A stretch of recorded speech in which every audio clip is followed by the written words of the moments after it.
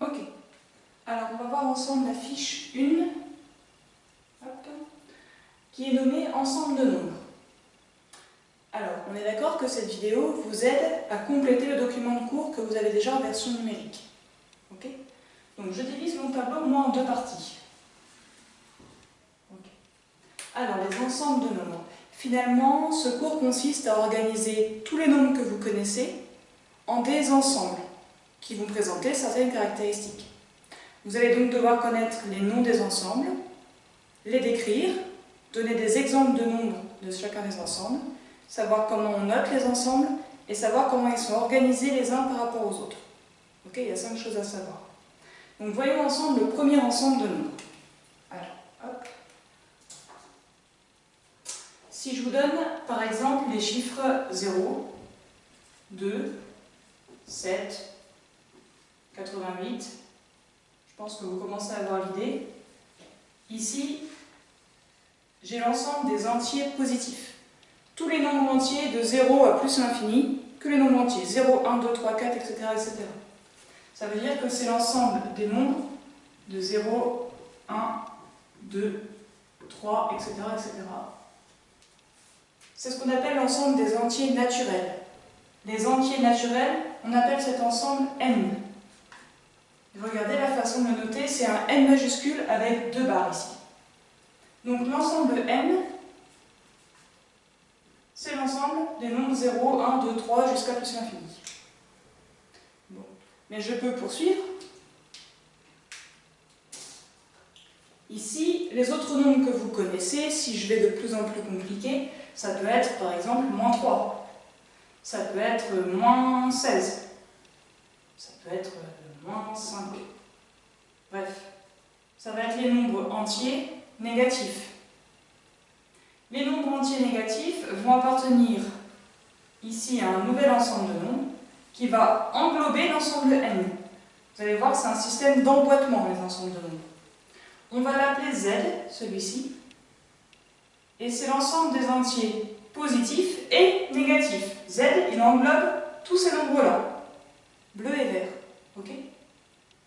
Donc z, c'est l'ensemble des entiers positifs et négatifs, c'est ce qu'on appelle l'ensemble des entiers relatifs. Une autre façon de le décrire serait de mettre, eh bien, je pars de moins l'infini, et à un moment donné, je vais arriver à moins 2, moins 1, 0, 1, 2, et je vais aller jusqu'à plus l'infini. Donc je retrouve tous les entiers naturels, mais aussi les entiers négatifs. Donc là, j'ai une double barre sur le z. Je vais mieux l'écrire. Une double barre pour dire ensemble de nombres. Les nombres suivants, c'est les nombres écrits avec une virgule en général. Par exemple, je peux mettre 0,4. Ou je peux mettre moins 1,73 par exemple. Vous voyez l'idée? Je ne mettrai pas dans ce nouvel ensemble de nombres, je ne mettrai pas un tiers. Parce que un tiers, je ne peux pas l'écrire sous forme décimale de manière exacte. D'accord? Un tiers, il va venir dans l'ensemble d'après. Donc j'anticipe un tout petit peu. Je vais le mettre ici, dans l'ensemble suivant. Un tiers ne fera pas partie de ce qu'on appelle ici les nombres décimaux. Les nombres décimaux, ils vont avoir une écriture possible avec une virgule, du moment que, après la virgule, bien, je sais où m'arrêter en fait. Quand j'écris un tiers sous forme décimale, grossièrement, je vais écrire 0,3333333 etc. etc. Ok, petite référence au film Les Profs 2, si vous connaissez. Bref, j'avance. Donc ici, l'ensemble des nombres décimaux, en fait, pour la description, c'est l'ensemble des nombres qui peuvent s'écrire sous la forme A divisé par 10 puissance n. A, c'est un entier. C'est même un entier relatif, il peut être négatif. Je peux avoir par exemple moins 1,73, vous avez vu. Et n, ici, il appartient aux entiers naturels, donc que les positifs. C'est pas très joli. Voilà. Par exemple, moins 1,73, c'est moins 173 divisé par 10 puissance 2. En effet, on décale la virgule de 2 vers la gauche pour trouver le moins 1,73. Ok ? Par contre, le 1 tiers, je ne peux pas écrire ça sous la forme 3,33 10 puissance moins 1, par exemple. Ou 3,33 divisé par 10. Parce que 1 tiers, ça ne fait pas 0,333. Ce serait qu'une valeur approchée. Okay, on oublie les valeurs approchées, à moins que l'exercice vous l'impose. Nous, on travaillera toujours avec les valeurs exactes. Donc ça, c'était l'ensemble des nombres décimaux. Et donc, j'aborde ensuite l'ensemble suivant, où là, on va avoir des nombres écrits sous la forme d'un quotient A sur B. A et B appartiendront à l'ensemble des entiers relatifs, donc Z, et il faut absolument que B soit différent de 0, parce que diviser par 0 en maths, c'est impossible. De toute façon, diviser par 0, c'est impossible. Gardez ça en tête. Donc ici, j'ai un nouvel ensemble de nombres qui englobe tous les précédents, mais qui va aussi inclure des nombres tels que 1 tiers, tels que moins 7 tiers par exemple, tels que, je sais pas, moi 8 sur 9. Qu'est-ce que je pourrais encore avoir? 2 sur 7 par exemple, moins 2 sur 7. Bon, voilà, on peut en trouver tout plein. Ou moins 2 sur 17, soyons un peu plus original. Donc tout ce qui peut s'écrire sous forme de fraction. Maintenant, si j'exagère un petit peu, 88 fait bien partie de l'ensemble ici qu'on va appeler Q, parce que 88, c'est 88 divisé par 1. Donc ça marche dans l'histoire. Hein. Q, c'est pour l'ensemble des nombres rationnels. Voilà le nom de ce nouvel ensemble de nombres. Les nombres rationnels, qu'on peut encore écrire de manière fractionnaire. 0,4, c'est 4 divisé par 10. Donc il fait partie de l'ensemble D, il fait aussi partie de l'ensemble Q. C'est 4 sur 10. J'ai bien un entier divisé par un entier. Ok, donc n'oubliez pas cette idée d'emboîtement.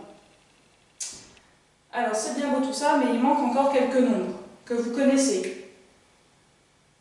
Donc on a les nombres entiers, les nombres à virgule, les nombres sous forme de fractions. Est-ce que vous voyez encore quel nombre on n'a pas cité ici? Que vous avez pu utiliser soit vraiment souvent, aussi en physique, soit un peu moins souvent, mais que vous connaissez.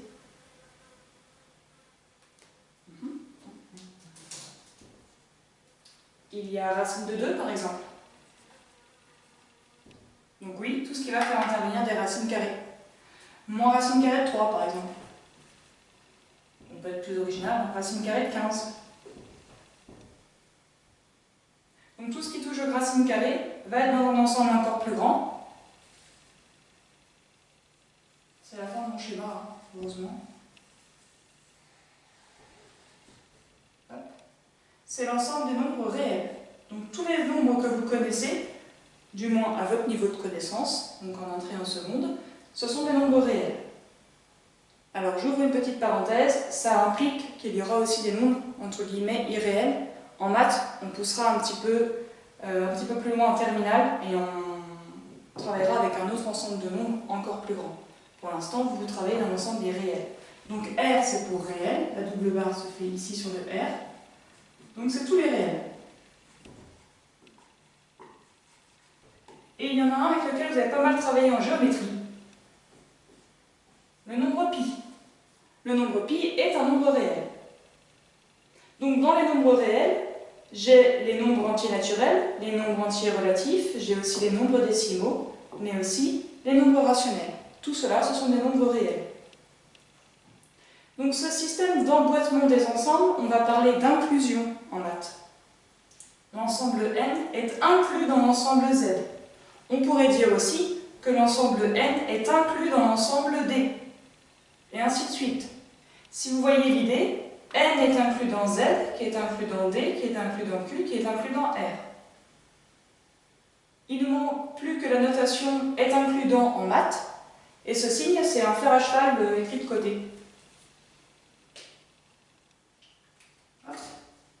Finalement, on peut résumer en disant que N est inclus dans Z, lui-même est inclus dans D, lui-même est inclus dans Q, et lui-même est inclus dans R. Ok? Et là, je peux par exemple cacher cette partie-là et dire que Z est inclus dans Q, il n'y a pas de problème. Ou Z est inclus dans R. le système d'emboîtement est le suivant. Donc, surtout, travaillez avec ce schéma au niveau de la mémorisation, il vous aide bien à retenir l'organisation des ensembles de nombres. Une dernière chose qui est présente dans votre cours, je vous dis à propos des nombres réels qu'on peut les résumer sur un axe, l'axe des abscisses, donc l'axe horizontal. L'axe des abscisses, il comporte une origine, le point O, donc à l'abscisse 0, et une graduation, donc j'en choisis une. Donc je la fais de manière régulière, vous faites ça à la règle, hein, bien sûr. Moi je suis au tableau, donc soyez indulgents. Ça ne sera pas parfait, mais ça le sera sur vos feuilles, je n'en doute pas. Et n'importe quel tiré que vous allez pouvoir tracer sur cette droite, vous allez pouvoir lui associer un nombre réel, qui sera l'abscisse. Si je prends par exemple ici ce tiré-là, je suis à 1, 2, 3, 4. 4 est bien un nombre réel, puisque je peux le trouver sur cette droite. Ok ? Si j'exagère, pi il serait environ à peu près ici. Ok ? Valeur approchée de pi, 3,14. Ok ? Valeur approchée. En tout cas, il est présent sur ma droite. Qu'est-ce que je pourrais encore placer comme point? Celui-ci. Ici, on est à -2. Donc, -2, je l'ai écrit en vert ici parce qu'on était dans Z, mais on est bien sur l'axe des réels. Ok.